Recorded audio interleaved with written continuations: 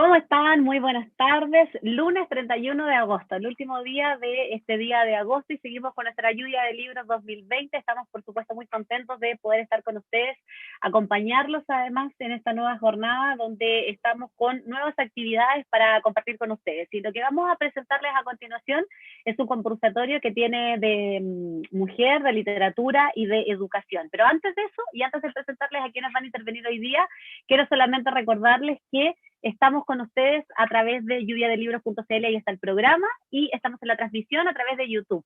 Y en YouTube nos pueden encontrar a través de nuestro canal de YouTube, que es Editores de Chile, ahí pueden conocer todos los detalles, por supuesto, de lo que les estamos contando permanentemente, de lo que estamos haciendo, y ahí también pueden conocer todos los videos que ya hicimos y los que se vienen, por supuesto, a continuación. Y les voy a presentar a quienes van a estar, por supuesto, también con ustedes durante este conversatorio que está organizado por la editorial Cuarto Propio. Se llama Mujer, Literatura y Educación. Participan en este conversatorio Ángela Neira, Esperanza Marzuca y Pía González. Ellas tres son escritoras y van a analizar el rol de la mujer en la literatura y también la educación como vía de cambio, impulsando una cultura feminista, agente activa de una sujeta crítica comprometida por los procesos sociales nacionales e internacionales. Así que Ángela, Esperanza y Pía ya pueden encender sus cámaras para que podamos verlas y ya vamos a poder también disfrutar de esta actividad. Ahí ya las estamos viendo. Las dejamos, por supuesto, entonces con este conversatorio, Mujer, Literatura y Educación, ustedes con la palabra en esta lluvia de libros 2020. Bueno, muchísimas gracias, Catherine, por esta calurosa invitación y apertura. Yo soy Marisol Vera, soy directora editorial Cuarto Propio, estoy moderando, acompañando a nuestras escritoras en este conversatorio. Bueno, partimos entonces desde el 18 de octubre, hemos asistido emocionadas y con renovadas fuerzas a la eclosión del nada nuevo y siempre presente motivo de nuestras batallas, cuál es el no más al sistema patriarcal y su práctica de discriminación y abuso. Como ya sabemos todas, y todo el mundo en verdad, las tesis simbolizaron en su ya universalmente famosa performance todas las exclusiones que las mujeres hemos venido denunciando desde tiempos inmemoriales: género, clase, cultura, la discriminación y el abuso. Nuestra voz clamando basta se escucha fuerte y es ya imparable. Desde la literatura, esta voz, la voz de la diferencia, siempre presente y lamentablemente siempre postergada, exige hoy ocupar el lugar que le corresponde en la transformación sociocultural del país y en el reconocimiento oficial. La mirada que aportan nuestras escritoras desde la ficción, la poesía y la crítica a la historia, a la educación, a la articulación del poder, a cómo vivimos, se ha tomado la palabra. Y la nominación, ya que estamos a puertas del premio, de la nominación del otorgamiento del Premio Nacional de Literatura, que como ustedes saben, con contadísimas excepciones, hay 5 mujeres dentro de todo y solo una poeta, y una poeta que obtuvo el Premio Nacional, nuestra gran Gabriela, después de haber recibido el Nobel. Es decir, la exclusión está a la vista. Esto es una clara señal de que el tiempo de la exclusión y el abuso está llegando a su fin. Estamos entonces conversando, hoy día vamos a escuchar a tres escritoras, 2 de las cuales trabajan en la novela y en la narrativa, y una poeta feminista, profesora y activista por los derechos sexuales, Ángela Neira. Se las presento. Nuestra querida Pía González viene de otro mundo siempre conectado a la cultura. Ella es licenciada en artes visuales y trabajó por 20 años en el cine como productora y directora de arte, hasta que se dedicó a escribir. Publicó su primera novela, Libreta de Familia, hace 10 años, una novela ambientada en los convulsos 70 en Chile. Vino luego otro libro, Cuentos de Inmigrantes, en el 2014, y su novela, El Testamento de Dolores, en el 2018. Esperanza Marzuca, por otra parte, que no la veo, pero ya se integrará, viene de un lado enteramente distinto. Ella nació en Belén, en Palestina, Llegó a Chile con su familia cuando tenía 12 años. Estudió medicina en la Universidad de Chile, especializándose en hematología infantil en el Hospital Calvo Maquena. A partir del 2014, su pasión por la literatura y su necesidad de contar la llevaron a participar en talleres literarios, y La llave es su primera novela. El Testamento de Dolores, de Pía, lo tenemos a mano. Ambas escritoras han situado su trabajo literario en el ámbito histórico, vinculado siempre con el quehacer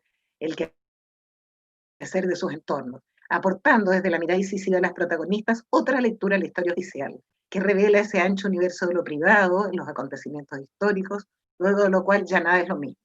La historia oficial adquiere una perspectiva estremecedoramente integrada humana.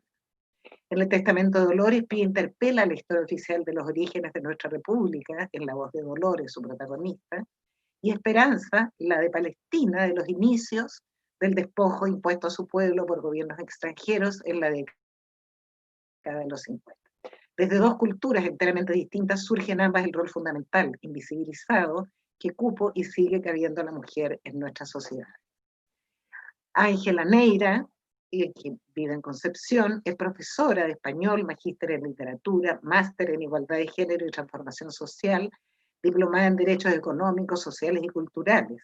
Es poeta, feminista y dedicada activista por la igualdad de género. Ha ejercido docencia en universidades en Chile y en Bolivia y ha publicado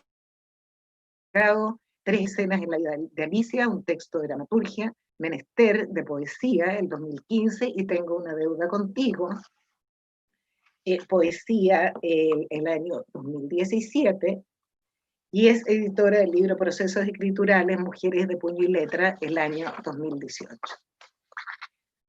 Tengo una deuda contigo respecto al libro, dice Elvira Hernández, y lo leo muy breve porque lo define, dice Elvira Hernández, comillas, Ángela Neira ha tomado como materia de este libro de poemas el discurso feminista y militante, insistente e inclaudicable para llevarlo al verso, potenciarlo y de otra forma politizarlo.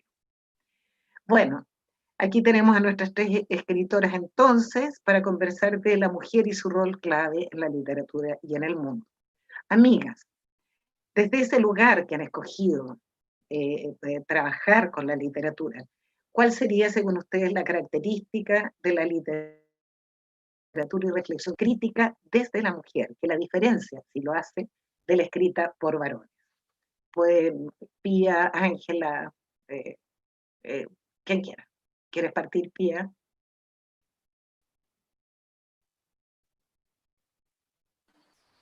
Ahí sí.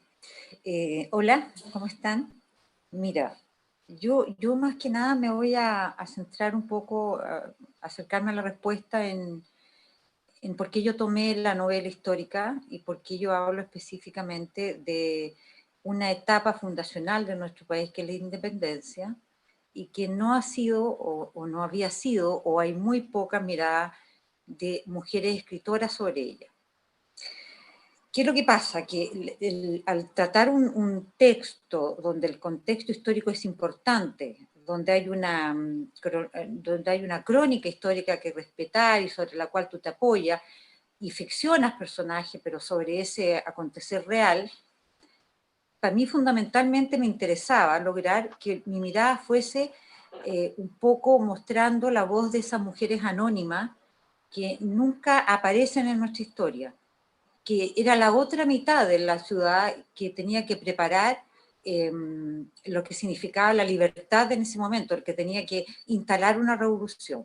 Entonces, el personaje femenino de Dolores es una guacha, no es un guay, es una niñita abandonada del campo que tenía un destino absolutamente ya definido por ser mujer y por ser guacha, o sea, una doble dificultad, pero que ella un poco mentalmente o espiritualmente sortea esto porque clandestinamente aprende a leer escondida. Y eso le abre un universo interno distinto. Esa licencia histórica que yo me pude tomar, o que me tomé nomás, evidentemente que rompe con todo el esquema de lo que sería una mujer de la época, pero a la vez me dio a mí el paso para poder entender cómo eran las voces de las mujeres en esos tiempos, cómo se preparaba una guerra, cómo se convertían las casas en hospitales, cómo usaban los conventos, y más que un tema costumbrista, me enfrenté a problemas que curiosamente, una vez que yo ya iba caminando en la novela, problemas de la mujer que todavía muchas veces persisten, o sea, que persisten, la tremenda violencia contra ella. Esta guacha, esta niñita abandonada, sufre una violencia permanente, no solo del medio, sino que del marido, etcétera, etcétera. Y fue bien impresionante porque me encontré con una cantidad de situaciones totalmente presentes 200 años después. Por lo tanto, ahí hay un cruce de, aunque yo fui muy estricta en el tema histórico y con una extensa biografía y investigación, ahí me encuentro con que si miramos nosotras la historia de las mujeres, nos vamos, y que creo es fundamental, nos vamos a encontrar con problemáticas que nunca han dejado de existir, a pesar de lo diferente que es el contexto, a pesar del tiempo distinto y etcétera. Y es súper importante que la historia nuestra sea revisada por mujeres, porque ese punto de vista cotidiano, ese punto de vista de la voz anónima, es una forma distinta de contarla. No es la situación épica, no es la fecha, no es la conquista, no es la guerra, sino que es lo que estaba en paralelo y que nunca fue mencionado. Esa fue mi gran inquietud al investigar. Es lo que integra finalmente, es decir, es este espacio que ocupa la mujer que ha estado invisibilizado, el que tú tomas, y es lo que permite construir efectivamente, que tú dices más de la mitad, tú eres muy generosa cuando dices solo la mitad, más de la mitad de lo que hace posible la gesta de la independencia. Ángela, muchas gracias, Pia. Sí, ¿me escuchan bien? Sí, perfecto. ¿No se dieron cuenta que cambié de dispositivo? No. Yo estaba pensando que, a propósito de lo que dice Pía, ¿cómo es que las mujeres hemos ido intentando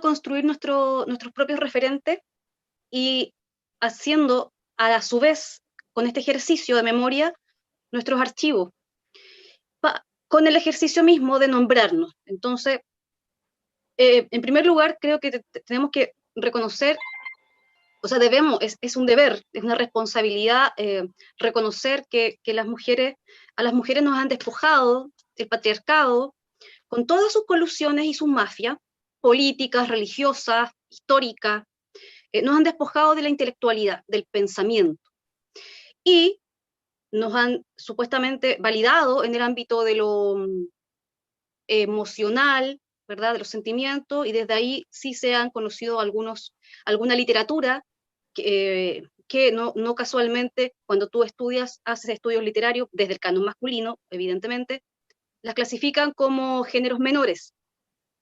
Es así, no sé, la carta, el testimonio, el recado, todos casualmente escritos desde la primera persona, en primera persona, desde el yo, desde la subjetividad.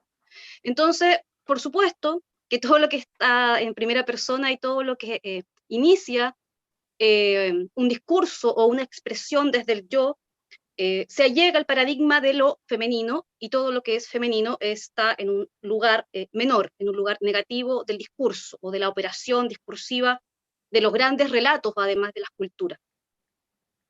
Entonces, en primer lugar, eso me gustaría comentar, de reconocer este despojo, porque además hay una borradura de las mujeres en la historia, por ejemplo, en el caso del ejercicio escritural de la Pía, pero también hay un despojo de las otras maneras de ser y estar mujer. Relevando algunos que son los más cómodos, ¿cierto?, para que estos grandes relatos sigan existiendo cómodamente, que son los relatos masculinos, masculinizantes, y por otro lado, entonces, eliminando a las molestias, eliminando a todas estas que no han gustado, ¿cierto? Las rebeldes, las insolentes, las que no se quedan calladas, las que denuncian, etc. Tenemos todos los tipos de personajes nombrados y podemos seguir nombrando, ¿cierto? Caso emblemático, las brujas, las curanderas, en fin. Entonces, conociendo un poco todo este panorama de colusión y de mafia patriarcal en la historia de la literatura, y reconociendo que hay un canon masculino para leer la literatura y para entenderla y para situarla dentro de los estudios literarios, evidentemente hay una diferencia en la escritura de las mujeres versus la de hombres. En primera instancia digo que tiene que ver con esto, con cómo se estudia a la literatura escrita por mujeres, porque también tenemos que pensar que los estudios literarios han impuesto modos, operaciones de descripción de su literatura, de la escritura nuestra, que son totalmente masculinos. Y entonces desde ese lugar tampoco vamos a poder decir que hay una escritura de mujeres, evidentemente, o mucho más, o diferente de la de lo que se propone en un libro escrito por un hombre. Pero sí es importante que las mujeres también, además de escribir ficción o proponer creación, tengamos esa posibilidad de proponer otros lugares de lectura de la obra de las mujeres, para poder reconocer esos otros espacios, esos otros lugares de actuancia escritural de las mujeres que finalmente están en estas operaciones, quizás no todas, la mayoría consciente, pero quizás no todas conscientes, quizás por una cuestión de esto, de visibilizar, de mostrar estos vacíos, ¿cierto?, en la historia y en los referentes que tenemos nosotras en todas las áreas del saber. Entonces, hay maneras de la escritura, de la gramática, de la textualidad de las mujeres que muestra y releva, ¿cierto?, todo esto que nos han quitado y que nos han despojado, que es, por ejemplo, la gramática del yo, que es la subjetividad en superficie, es decir, valer al yo y a nuestra subjetividad y nuestras emociones en un libro, y este libro como un saber. Entonces, un saber poético, narrativo, ensayístico, político, pero que contiene lo intelectual, que contiene lo racional, que contiene los afectos, las emociones, las reflexiones. O sea, los dispositivos libros, desde mi lectura como investigadora también, escrito por mujeres, contienen todos estos elementos que están relacionados, interrelacionados. Y generalmente las mujeres que han escrito durante la historia y que están publicando, hay una lucidez también, o sea, se instalan desde el lugar de yo estoy intentando llevar una genealogía de escritora, hacer archivos, crear referentes para que no pasar los mismos, no vivir los mismos vacíos que vivieron ellas con las que nos antecedieron y que fueron borradas, aniquiladas, soslayadas de la historia de la literatura. Entonces sí, yo veo por estudios que he hecho que hay una gramática.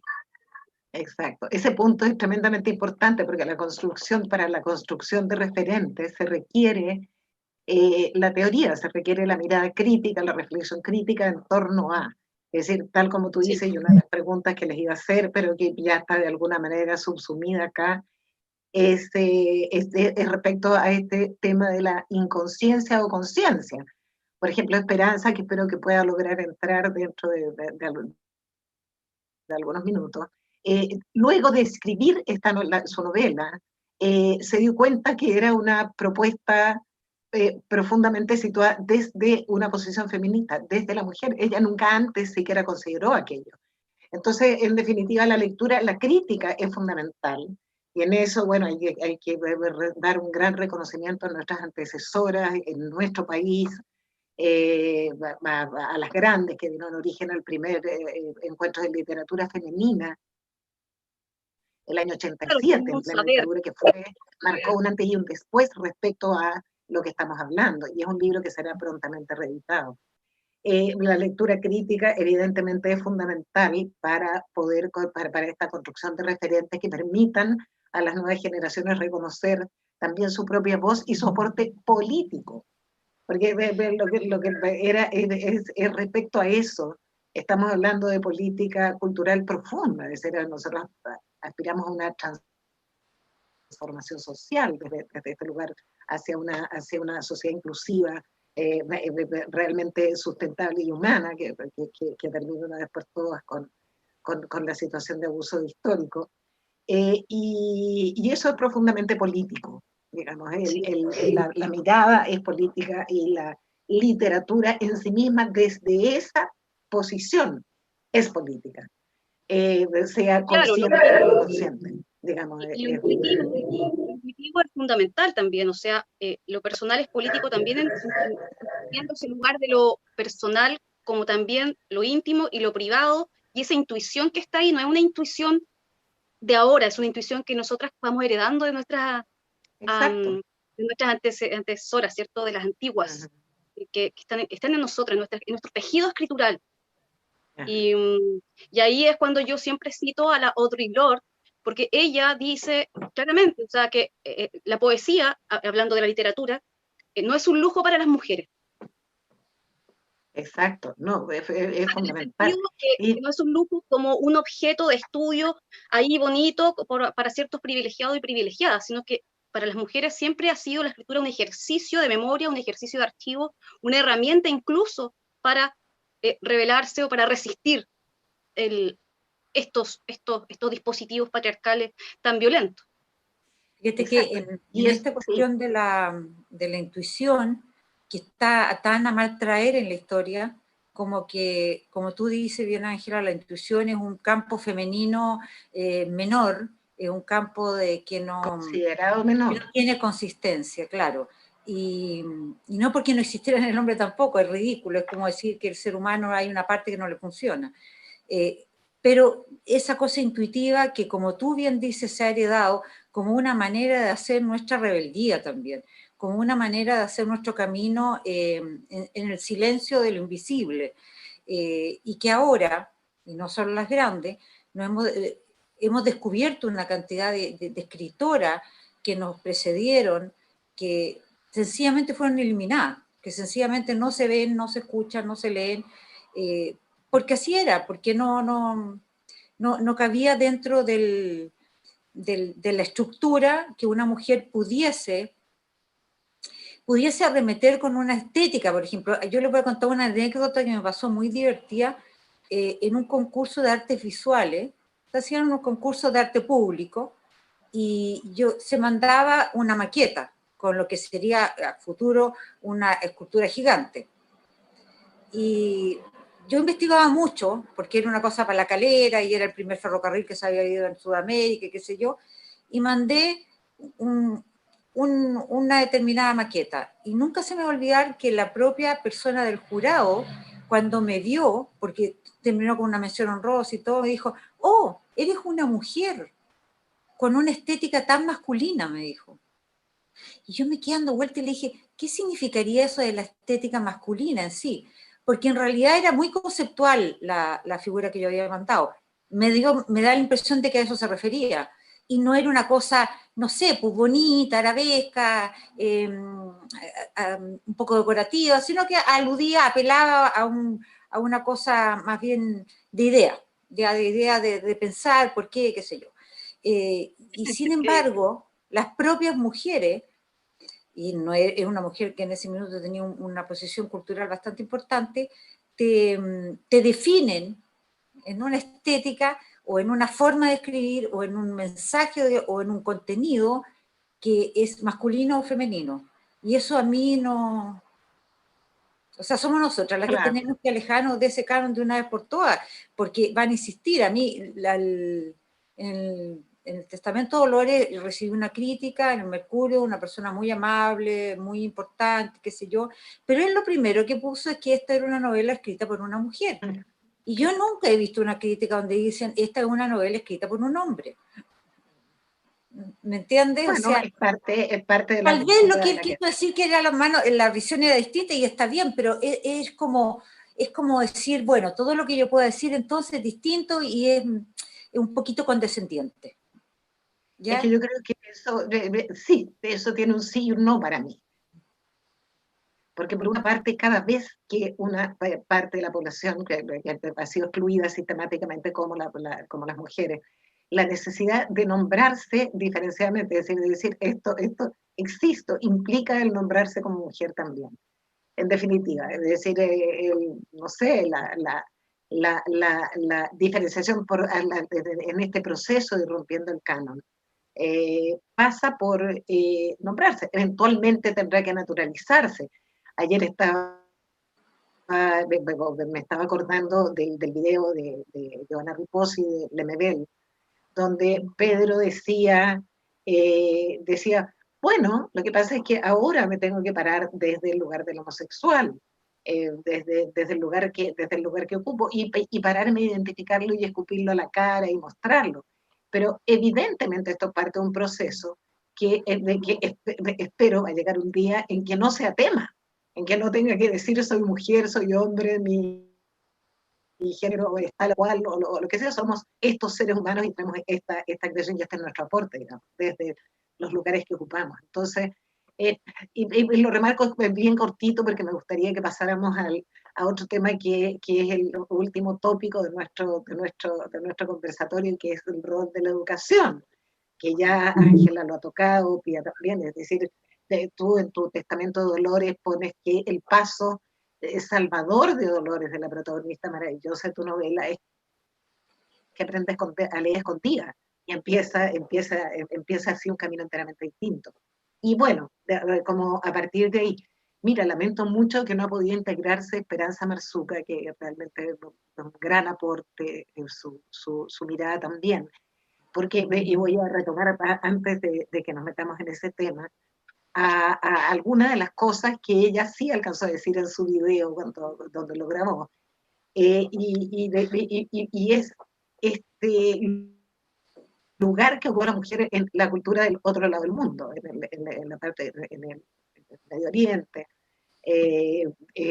Hace una cita, hace citas de estupendas escritoras marroquíes y de otros lugares, tremendas escritoras, y cómo, a pesar de que el lugar de la mujer allá aparentemente es bastante más sometido externamente, ha habido avances increíbles, muy potentes en el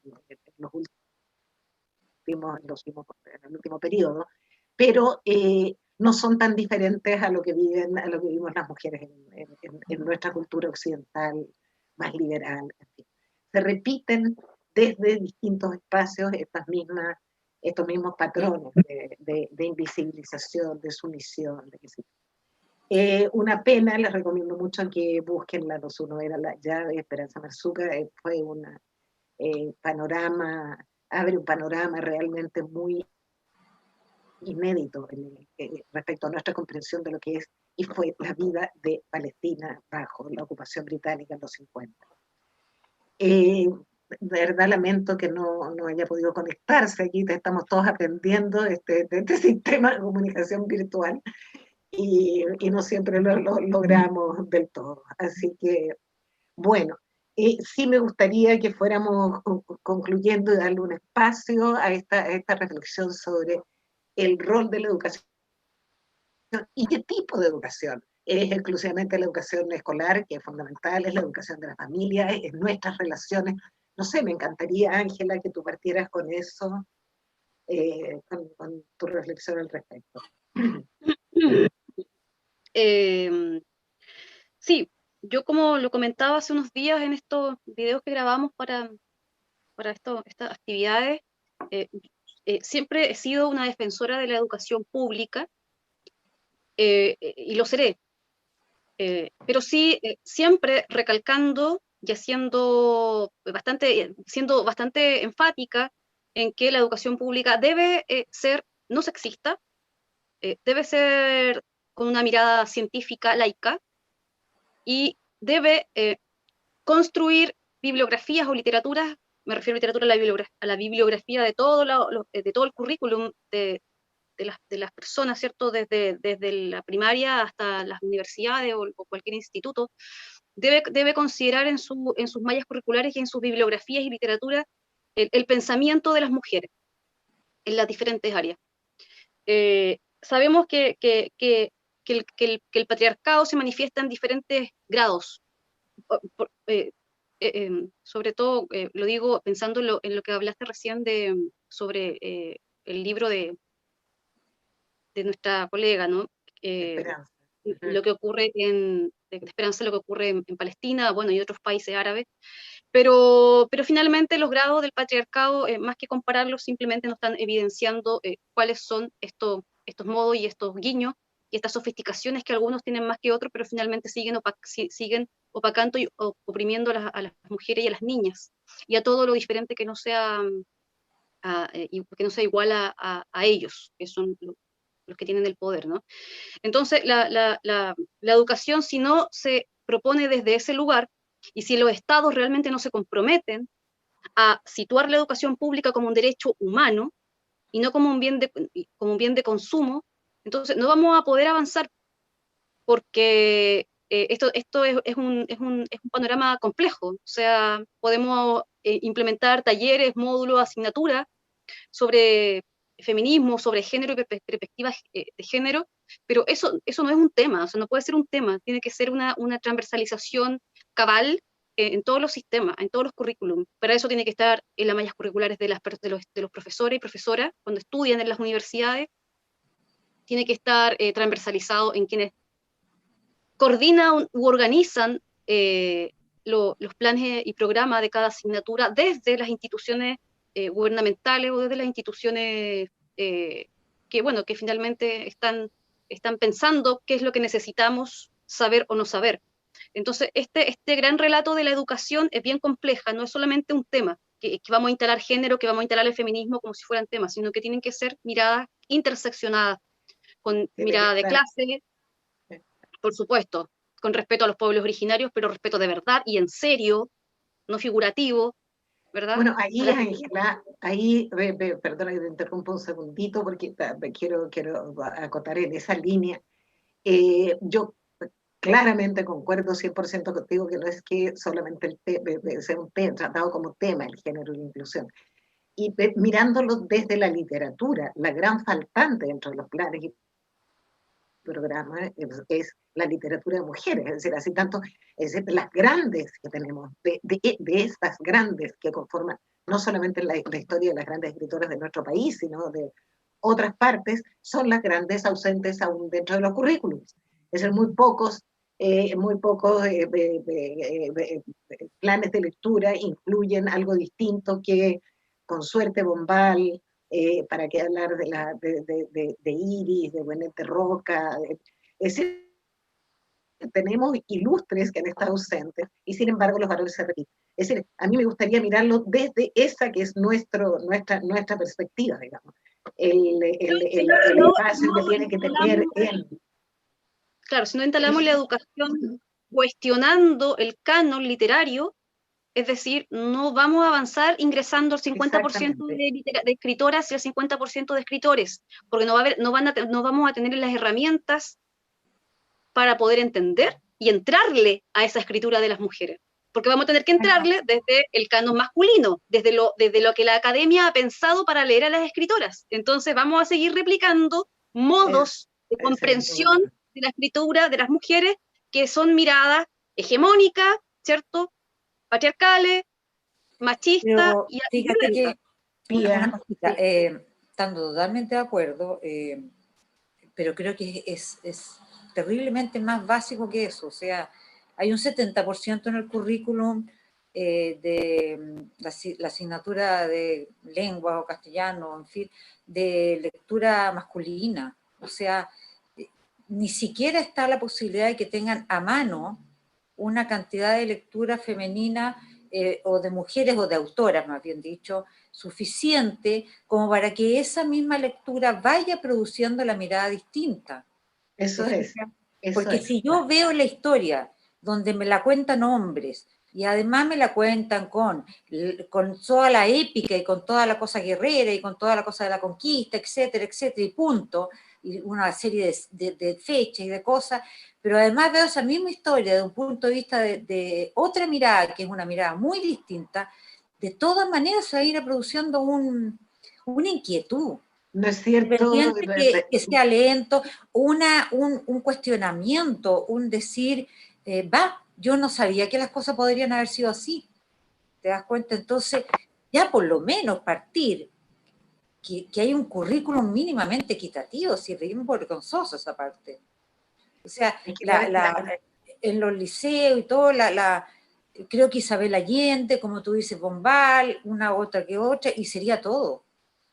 Y, y yo no La solo literatura tiene ese poder mágico que transforma, es decir, lo que vamos leyendo nos va formando. claro, no Va solo formando me tu limitaría subjetividad. a la asignatura de lengua, sino que historia, por ejemplo, un ejemplo que estábamos poniendo, que pudieran leer historiadoras y leer novelas de ficción en base a un contexto histórico real, pero escrita por mujeres, les cambia totalmente la perspectiva. Entonces, claro, ahí empieza una discusión diferente. Ahora, nosotras activamente como feministas, especialmente tú que te dedicas y sabes todo lo que sabes de educación, evidentemente que tenemos un rol importantísimo, y de hecho creo que tú lo estás cumpliendo con las mediaciones de lectura, en fin, una serie de cosas que son esenciales. Pero estamos empezando o estamos hablando sobre una base bien precaria, que hay que urgente cambiar y que hay que urgente ponerle ojo. Así como hablábamos de la necesidad de la construcción de un cuerpo teórico que nos permita leer críticamente la literatura de mujeres, si no tenemos si no alimentamos a los estudiantes, al estudiantado en general, a los chicos desde chicos, con ambas miradas, difícilmente se produce o se alimenta este cambio hacia una sociedad no sexista e integral. En fin. Es decir, es súper importante la cantidad el poder poner a disposición de quienes se están formando estas dos voces. Y al mismo tiempo seguir insistiendo en la ruptura del canon, pero alimentando desde la base. Los que vienen ya no van a seguir repitiendo lo mismo porque van a haber leído otra cosa, si es que logramos que lo que es nuestro objetivo, ir equiparando la plana de oferta sobre lo que los estudiantes deben leer. Mira, lamentablemente los tiempos se nos van acabando. Me gustaría que hicieran una reflexión de cierre las dos antes de despedirnos de nuestra audiencia. Ángela, una reflexión final sobre nuestro tema, esta mujer, literatura, educación. Me cuesta pensar en un fin. Es difícil, claro. Tenemos que tener cuidado con estas trampas del discurso de estos grandes relatos, de pensar que con el feminismo vamos a tener un equilibrio. A veces pienso que los feminismos, con todas sus variantes, ecofeminismo, lesbofeminismo, afrofeminismo, son, en su particularidad, son tanto aporte en su detalle, que si los uniéramos todos y tuviéramos el dominio de las narrativas de las culturas. Pensar a veces también que las alternativas discursivas o las alternativas o estas escrituras otras, que en este caso somos nosotras, nos otorgarían ciertos también relajos o ciertos escapes de estos grandes y mega relatos tan agresivos. Por eso también pienso que nuestro trabajo es una aposta de las que trabajaron antes, de las que lucharon antes, pero sí estamos contra el tiempo. Yo siempre pienso que estamos contra el tiempo, no solamente por una cuestión cronológica, sino por una cuestión simbólica. Entonces, claro, todo, o sea, toda la bibliografía podría ser de las mujeres, pero si esa bibliografía está pensada desde lo masculino, tampoco nos ayuda. También hay que revisar eso y esas trampas del patriarcado que a veces son tan sofisticadas, o no sé si tan sofisticadas, a veces son también bien rascas, pero ocurren. Entonces, tener ojo con eso, pero sí que estamos contra el tiempo y que tenemos que avanzar con todas las estrategias posibles, o sea, la bibliografía 50 y 50, la construcción y la transformación de otro tipo de modos de leer la escritura de las mujeres, sacar por completo estos cánones masculinos que son totalmente, en realidad están obsoletos, o sea, si no es otra cosa, ya no da para eso. Eso diría yo, punto final. No, muchísimas gracias. Pía. Mira, yo creo que es verdad lo que dice Ángela, es cierto, siempre un poco contra el tiempo, pero están pasando cosas bien especiales. y es que las mujeres también tenemos una capacidad, o estamos planteándonos una capacidad bastante revolucionaria de un trabajo colectivo. Y ahí yo rescato lo que es Auch, autora chilena, porque por primera vez se está planteando un grupo de trabajo horizontal, sin jerarquía, sin jefatura, estamos trabajando una forma de relacionarnos con la literatura y con nosotras mismas como autoras totalmente distinto. Y cuando eso surge así, es muy revolucionario, es muy incómodo, o sea, pero cuando surge como grupo es más incómodo todavía. Yo creo que ahí hay un camino muy interesante, hay un camino que hemos desarrollado muy fructífero durante todo este año y bueno, Ángela, lo sabemos de memoria las dos, y hay que insistir en esa otra forma que al final es otra manera de plantearse el mundo, de pararnos frente a lo que está pasando, de cambiar las cosas de profundamente. Si no es una cuestión de oficina de 9 a 6, es una cuestión de forma de vida, de forma de perfilar el mundo que queremos vivir para nuestros hijos, para nuestros nietos, etc. Y en ese trabajo colectivo yo lo rescato, hay mucho potencial, porque es increíble la forma, como hoy día decía Nona Fernández en un artículo precioso, la forma que trabajamos.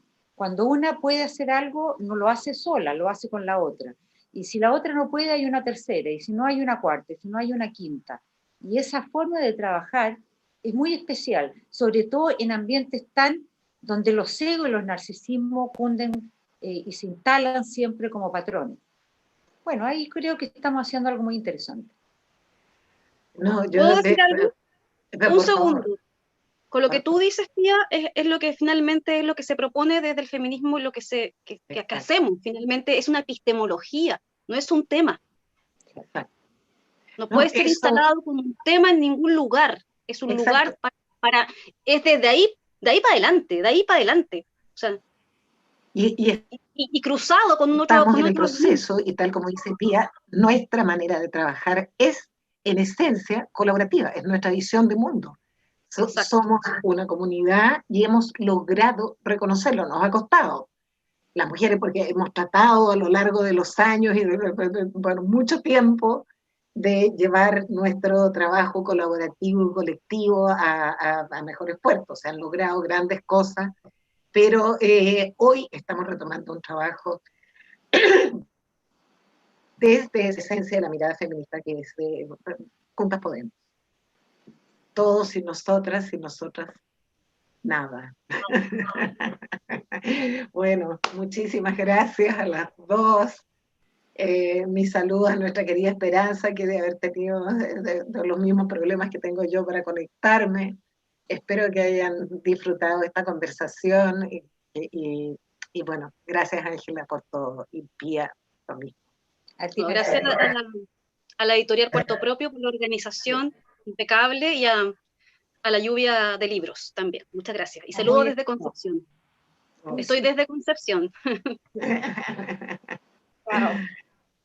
Gracias Tía, gracias Marisol, gracias Ángela, saludos para la gente de Concepción que nos está viendo, que está lejos ahí Ángela, pero cerca gracias a la tecnología. Gracias por esta excelente conversación, un abrazo grande para ustedes.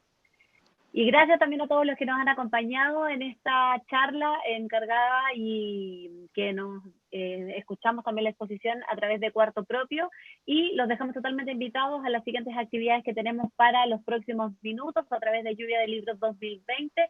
En un ratito nos reencontramos con otra interesante actividad, así que quédense atentos a nuestra transmisión en YouTube.